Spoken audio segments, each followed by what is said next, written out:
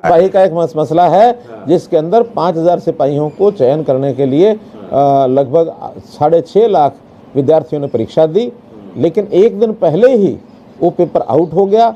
अगले दिन वही पेपर आउट जो हुआ वो सर्कुलेट हुआ। हमने उस दिन सवेरे वाले उसमें तो नहीं की, हमने कहा चलो सायकाल वाले में और देख लेते हैं, सायकाल का पेपर अलग होता है क्या, अगर दोनों में लीक है तो सारा रद्द करेंगे। उसके 8 तारीख को फिर 2 शिफ्टें थी, हमने 7 तारीख को शाम को जो है उन पेपर्स को 7 और 8 दोनों को रद्द कर दिया। से आखिर मैं मुख्यमंत्री हूँ तो अपने गृह मंत्री के साथ लगातार बात करता रहता हूँ। हम लोगों ने कहा कि अगर हमारी पुलिस वहाँ तक नहीं पहुँचती है, आखिर तक पुलिस नहीं पहुँचती है, तो अंत में हमको अगर सीबीआई की भी जांच के लिए कहना पड़ेगा तो कहेंगे। लेकिन मुझे संतोष है इस बात का कि हमारी पुलिस वहाँ उस लेवल तक पहुँच गई है जहाँ ये पेपर छपाई हुई, जहाँ से ये पेन ड्राइव के अंदर ये आगे दिया गया, इसको 5 लाख रुपए में बेचा गया, जम्मू से बिका, जम्मू के बाद ये कश्मीर गया, कश्मीर में दूसरे ने खरीदा, 5 लाख से 10 लाख में खरीदा, 10 से फिर वो 20 लाख और 1 करोड़ रुपए तक वहाँ आकर के वो पेन ड्राइव हरियाणा में बिका।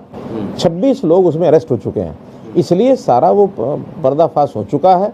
अब जो प्रिंटिंग के बाद आगे उसके सूत्र कहाँ हैं, उन मालिकों तक या बीच में एक आध कड़ी ऐसी है जो लोग गिरफ्तार करने के लिए हमको जगह जगह उसके छापे मारने पड़ रहे हैं, वो गिरफ्तार नहीं हो रहा।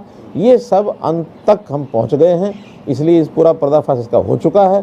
कहीं भी इसमें जिसकी भी संलिप्तता पाई जाएगी उसको आखिर तक पहुंच करके उसको सजा दिलाई जाएगी। मतलब देखिए, पहली बात तो शशि जी ये देखिए कि इस पेपर को रद्द न करते तो क्या होता, गलत लोगों की एंट्री हो जाती, ये तो सारे रह जाते जो होशियार बालक थे। इसलिए उन सब बालकों का जो डिजर्व करते हैं उनको न्याय मिला। पहला विषय तो ये, वो गरीब भी हो सकता है, अमीर भी हो सकता है। दूसरा, हमने ये तय किया है कि अगर किसी कारण से उनके 2 महीने 4 महीने बाद दोबारा से जब परीक्षा हम घोषित करेंगे, दोबारा से अगर फार्म भरवाएंगे तो उनसे हम किसी प्रकार की फीस नहीं लेंगे।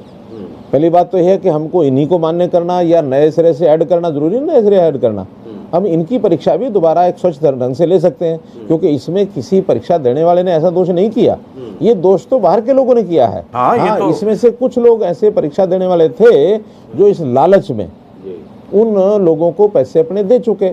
अब वो परीक्षा के अंदर अगर उनकी नकल नहीं चली तो उनको नुकसान हो गया। वो तो नुकसान, और हो तो बेहतर है, अच्छा है, ऐसा आदमी अगर होता तो अच्छी बात है। तो ऐसे जो नई परीक्षा देने के लिए चाहे यही हम रखेंगे रजिस्ट्रेशन, तो भी इनका पैसा नहीं लगेगा। नई रजिस्ट्रेशन करानी पड़ेगी तो भी इनसे पैसा नहीं लिया जाएगा जिन्होंने पैसा पहले भर रखा है।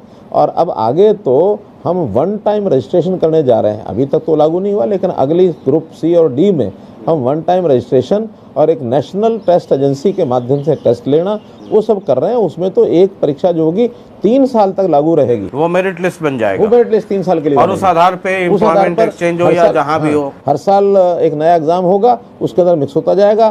3 साल पहले वाले बाहर होते जाएंगे, अगले 3 साल में जो आए हैं वो उनके क्रमबद्ध तरीके से मेरिट लिस्ट पे मिलता चला हिसाब से। जैसे एस्टेट होता था पहले, अब एस्टेट तो सारी लाइफ के लिए कर दिया, पहले वो 5 साल के लिए होता था।